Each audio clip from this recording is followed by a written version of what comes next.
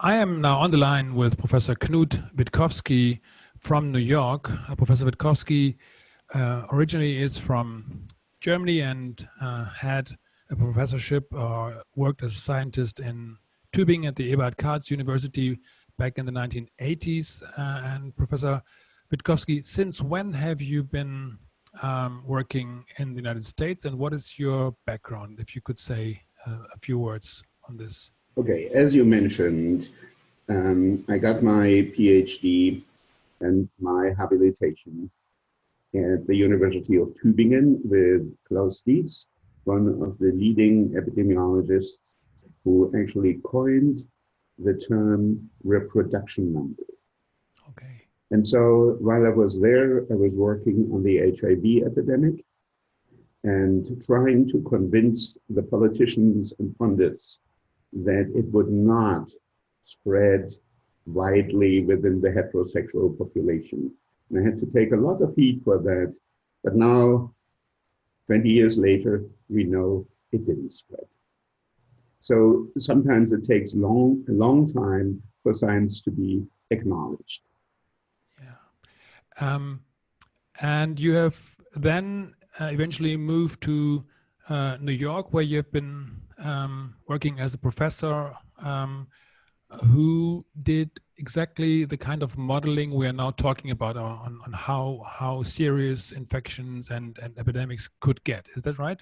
That was part of, I was head of the Department of Biostatistics, Epidemiology, and Research Design, and have done a lot of modeling for the last 25 years. I was here in New York as well. So one could assume, and one could take some comfort that you know what you're talking about now with coronavirus. I would say so, yes. Thank you very much. You have been on video with American colleagues who interviewed you on your assessment of the current crisis, because a crisis, I think it is. It was. Sorry? It was. I didn't get that. It was. It was. Oh, yeah. It was well, it was a medical crisis, but it is a public crisis in the making. Very, very similar to what Professor Joannidis said. It might get an evidence fiasco of a century. But that's not my question. My question is, you published a paper about the SARS-CoV virus and the epidemic, which, as you said, is already over. Could you just elaborate a few sentences and thoughts on this content of your paper? Okay. Epidemics follow certain laws of nature. And for respiratory epidemics in particular, we know they come, they peak, and they go as soon as we have herd immunity.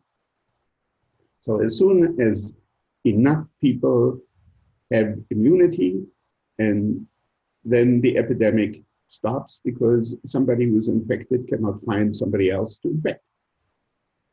And then the epidemic is over. This is how all respiratory virus diseases have ended over the last thousands, 10,000, 100,000 years.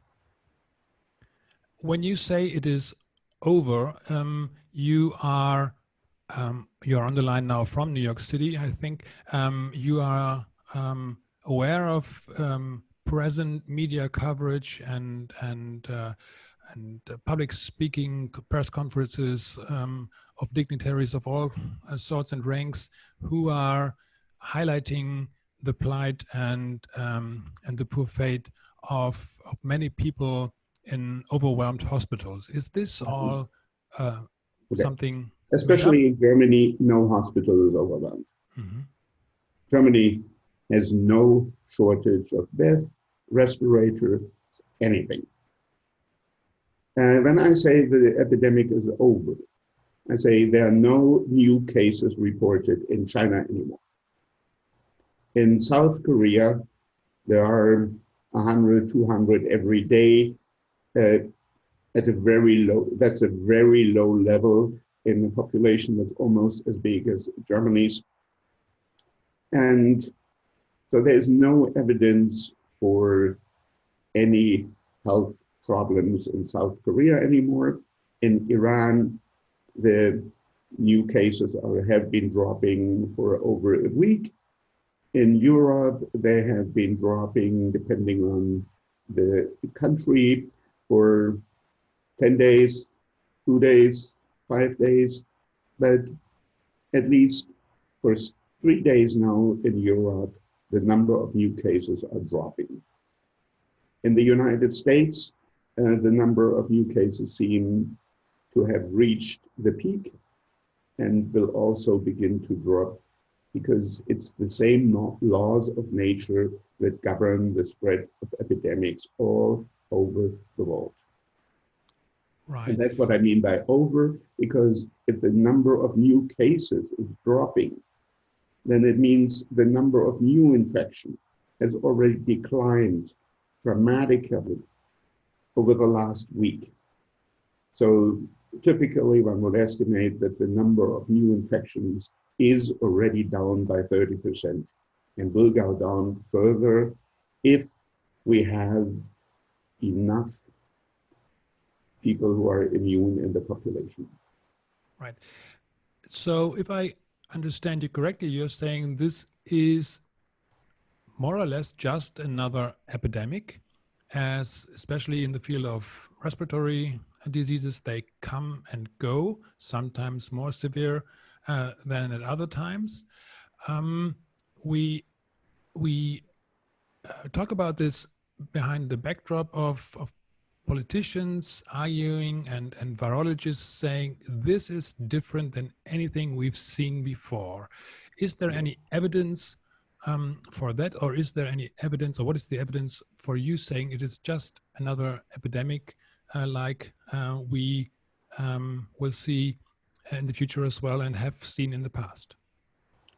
Okay, we have seen some very severe forms of respiratory problems, like with the Prime Minister in Britain right now and others. That seems to be something that is unique to the current virus. It seems to cause very severe respiratory distress in some of the people who get affected. But other than that, there is no evidence whatsoever that this is any different from any other virus, respiratory virus. It's the flu during the flu season. In the United States, the number of deaths has now reached the number of 10,000, which is very low compared to the typical number of deaths from flu we have in every year, and that is somewhere between 35 and 70,000 deaths. So we are not even at the lower end of the normal number of deaths from flu during the flu season. This is not a crisis. This is not a crisis, but the measures that have been adopted are of the kind which make an epidemic such as this one more severe and harder. Why is this? The measures have made the situation worse. I agree. What should one have done in the first place? So the WHO declared a global pandemic at the end of January. What should one have done as, or what would have been your advice had one of the leaders called you and asked for your opinion on how to prepare? Done what one does with every respiratory or flu epidemic. Advise the elderly and those who are at high risk to stay at home and isolate themselves, to let the epidemic run in the population until it's over, and that is in about 4 weeks. And then they can come back. And so the grandparents cannot see their grandchildren for 4 weeks, but then they come back and it's over. In Germany, there is quite substantial support, at least until now, for the measures that have been taken. And this, in my view, is mainly due to the fact that people were afraid of something very special. But even here, a debate is emerging about first how to get out, and also about how it has been handled in terms of public authorities. And here, of course, in Germany, the Robert Koch Institute is at the heat of the debate. And the Robert Koch Institute did change their way of reporting halfway through the whole process. Is Yeah, this they of did any the same relevance? mistake the Chinese did. Yes. What was the I think that's messing up everything. It's making it very difficult for epidemiologists to make sense of the data. You don't change the procedure in the midst of an epidemic. Right. Also, the Robert Koch Institute has, I think, has issued a order or a procedure, has installed a procedure that no, what's the English for Obduktion? Say it in German. I understand German. Ja, dass keine Obduktion mehr gemacht werden, um die Todesursache tatsächlich festzustellen, because there is the debate about whether people died with the virus or from the virus. So having no means to look into this with coroner's inspection seems very strange, even given the fact that the official line is that this virus is not very severe for most people and only for those who are with weak immune system. So what would be your As take an on this? epidemiologist, I can't see any reason to hide data. And this is a way of hiding data. It is a way of hiding data, you would say, right? You in the video you did with the American colleagues, you talked about the problem of deconvolution of data by not being able to discriminate between the dates of reports and the day of diagnosis. Can you explain to our audience why this is important and what are the consequences of this? Well, the important thing is at what point in time somebody was diagnosed, because this is the event that helps us to understand the epidemic. If that is reported sometimes on the same day, sometimes on the next day, sometimes with a delay of a few days, sometimes somebody finds a shoebox somewhere in nursery home, Altenheim in German, with reports that have not been reported for quite some time, like it happened in France. All of these additional, the additional noise makes it difficult to make sense of data. Okay, so this would then maybe hide a quite normal explanation for peaks, which we had been reported on, for example, in the press, that France had a very highest number of deaths at one particular day. And well, this was for 2 or 3 days ago. They had a very high number, and we know, as epidemiologists, we know this is not how epidemics run. Nature doesn't jump. So if suddenly the number of reports increases, then we know this is a change in the reporting system, one way or the other, but it's not something that tells us anything about the spread of the disease. Mm-hmm. And then after a couple of days, each and every time this is being sorted out, and we can go back to make sense of data. But in the meantime, it actually doesn't really matter anymore. The data is so stable that even reporting irregularities don't cause any problems anymore. We know that in Europe, for several days now, the number of new cases is declining. The number of deaths may just be peaking because the number of deaths, of course, follows the number of diagnoses with a couple of days of a delay.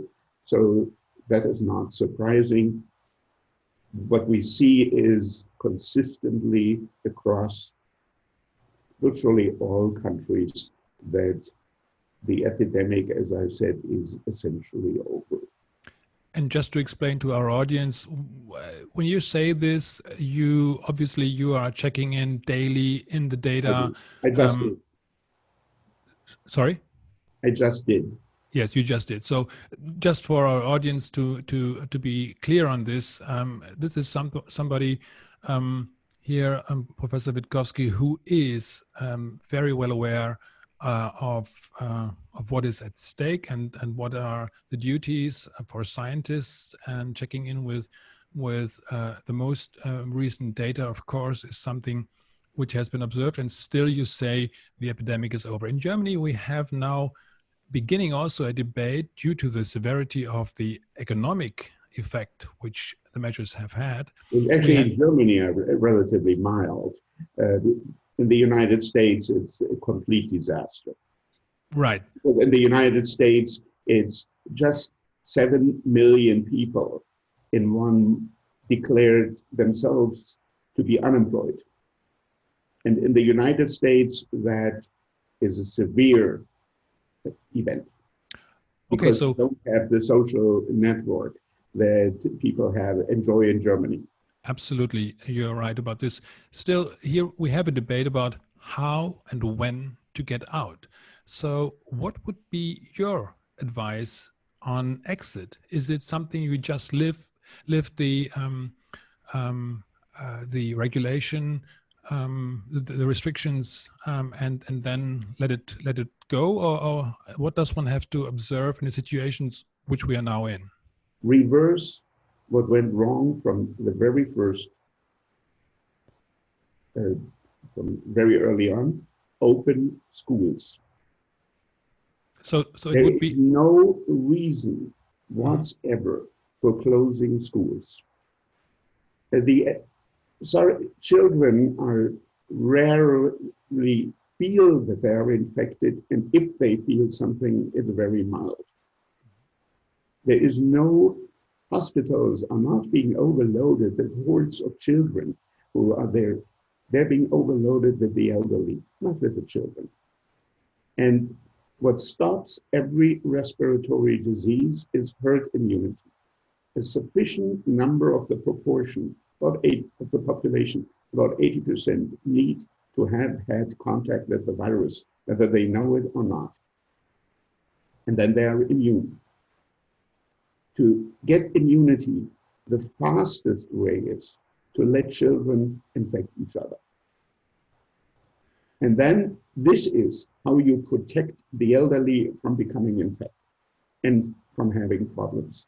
So if you want to reduce the number of people who become ill, or elderly people who become ill and then may also be at risk of dying, but at least they are clogging the hospitals, let the children become infected to prevent elderly people to step in and be the targets of the virus. So you mean let the children become infected, have the disease, become immune, so as to not carry a theoretical or a threat to infect someone else afterwards? It was a long time ago. People were a lot more in tune with nature. Mm-hmm. So there was something, I don't know what the German word is. And here it's measles or chickenpox parties. Yeah. It is if one child got infected, parents would bring their children to the infected child or child that had symptoms, to make sure everybody gets infected, everybody gets over it as fast as possible and with the least damage to society. That used to be common. And right now, we're doing the opposite. We're preventing an epidemic to run its course. We're trying to know better than nature what is good for us. And especially if it's the politicians and pundits who pretend to know better than nature, and the scientists are not being heard, then it's a dangerous situation.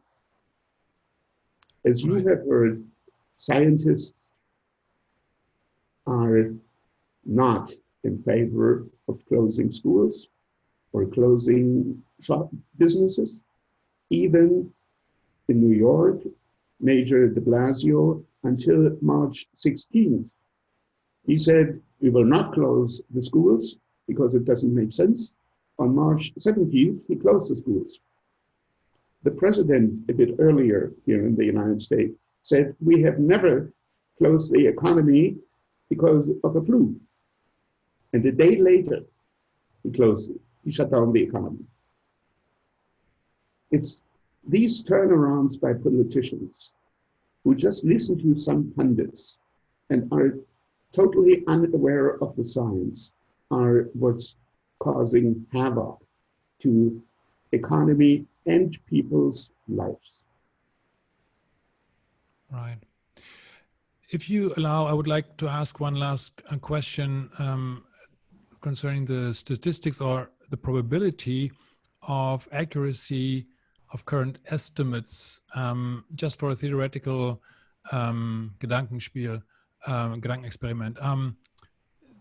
If it is the case that there is a virus which is transmitted easily and which goes unobserved by many individuals, by small children and by healthy adults, goes even unobserved, is it realistic to assume a number of infections, so the rate of herd immunity the rate of immunity in the population, given population, which, for example, in Germany is a case.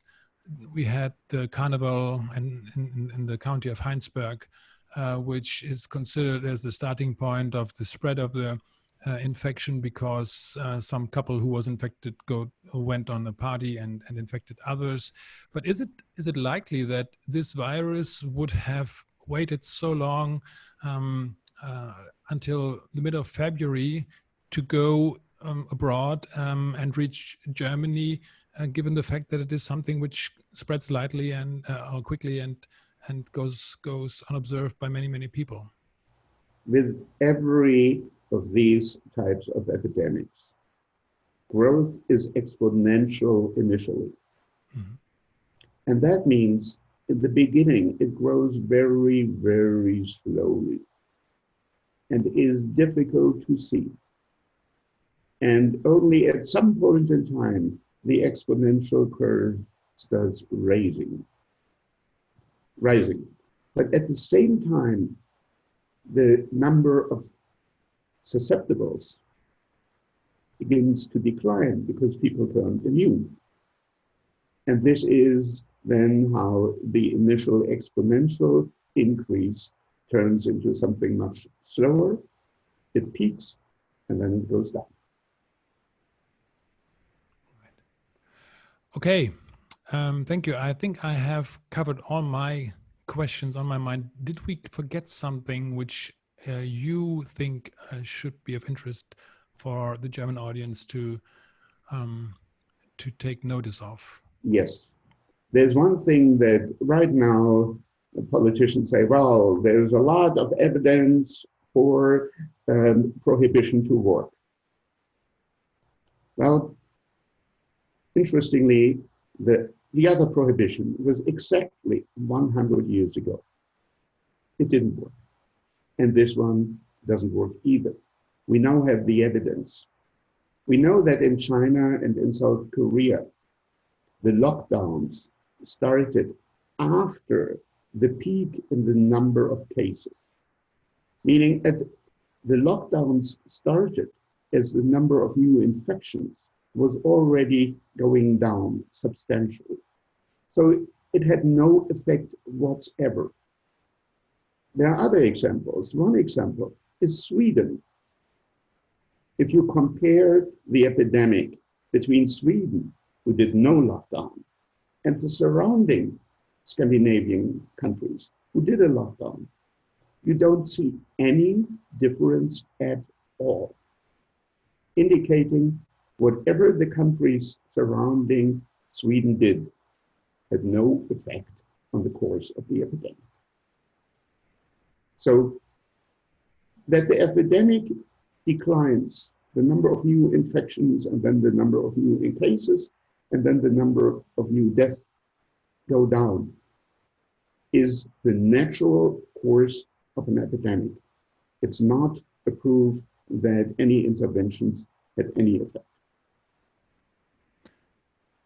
And is it also then applicable to the example of Japan, which I've just seen on the news? The Observer is reporting, or the Guardian is reporting, that Japan has declared a state of emergency now, where many people might be tempted to say, "See, I told you they should have taken it more serious right from the start." What could be behind this? Right now, the number of cases in Japan is very low, extremely low.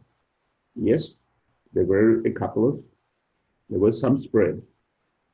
And I cannot judge whether one should call that an emergency or not. The question is what one is going to do with that. And we know that respiratory diseases cannot be effectively contained because the infectious period is before you have symptoms. And people can infect each other just by meeting somewhere, being in the same subway, being in the same shop, buying something, doing something that is not traceable and that is not prospectively traceable and therefore not prohibited. So we have little other options than to let the epidemic run its course. Now, whatever people do in Japan, it's part of the Northern Hemisphere. And it's now April. We are at the end of the flu season. So I'm not sure that this epidemic in Japan actually will spread in the whole population. And maybe we should all take some advice from Goethe's Faust and take an Osterspaziergang. Get out. Spend more time in the outside rather than indoors, because respiratory viruses are not being transmitted in the open. They're only being transmitted within rooms. Because if somebody is sneezing in the park or somewhere else, the wind is taking it away and nothing happens. So having people stay at home rather than being outside is one of the things that is counterproductive. Right, and that's also, as Professor Karin Mölling from Zurich University Emeritus has said, that also the UV light is killing any virus, as one can see in laboratories where overnight a UV light will decontaminate anything which might have been left over. Having the flu spreading during the summer is extremely rare. There's a reason for calling the period from November to March the flu season. This is when flus circulate, and we are now beyond that. So I wouldn't be, just because of that, I wouldn't be too concerned about the situation in Japan, India, and Russia. Right. Does that mean that it couldn't happen? Maybe. However, experience tells it won't. It will be, you will see some spreading in pockets, like in Heinsberg, was the city, name of the city. Mm-hmm. And that could happen, no question about it. But will it be a nationwide epidemic? I doubt it. Just because of the weather and how people behave when the weather changes. That's very optimistic. That's a very encouraging closing thoughts of yours. Thank you very much, Professor Knut Wittkowski, for this insight into your expertise and into analyzing and deconstructing epidemics and the current SARS-CoV-2 crisis and how we handled it. Thank you very much. Thank you very much for having me.